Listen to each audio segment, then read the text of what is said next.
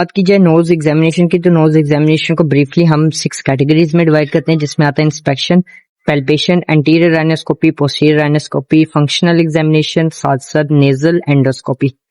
अब इसमें छोटी छोटी ब्रीफली बात कर ले तो इंस्पेक्शन में हमने जस्ट विजुअलाइज करना होता है 4 व्यू से, इंफीरियर साइड पे, सुपीरियर साइड पे, लेटरल, दोनों साइडों पे देखना होता है। तो ये 4 साइड्स होगी जिन पे हमने देखना है, और एंटीरियर साइड पे भी देखना होता है। साथ साथ इंस्पेक्शन के बाद हम करेंगे पैल्पेशन। पैल्पेशन पे हमने जस्ट नेजल ब्रिज को पैल्पेट कर लेना है, ताकि देख लें कि ये हमारे पास स्ट्रेट है, कोई पैरेलल तो नहीं हुआ, डिफॉर्म तो नहीं हुआ। साथ साथ टेंडरनेस भी हमें पता चल जाएगी, कोई स्वेलिंग होगी तो वो भी पता चल जाएगी।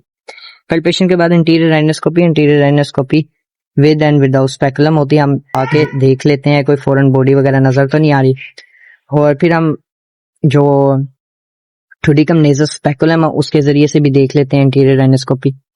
अब इससे पहले जो है ना एक टेस्ट करते हैं जो कि होता है पेटेंसी टेस्ट। उसमें हम जो टंग डिप्रेसर है उसको नाक के नीचे रखते हैं, और पेशेंट जब सांस ले रहा होता है तो जो नोस्ट्रिल काम कर रहा है वहां पे भाप सी बन जाती है, क्योंकि ये एयर जो है वो गर्म होती है और जो टंग डिप्रेसर है वो ठंडा होता है, तो वो एयर जो है पानी बन जाती है, तो भाप सी नजर आती है।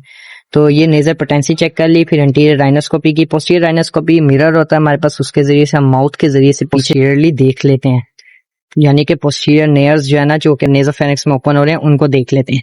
बस आता है फंक्शनल एग्जामिनेशन। फंक्शनल एग्जामिनेशन में हमने स्मेल कर लेनी होती है कि पेशेंट को स्मेल ठीक से आ रही है या नहीं आ रही।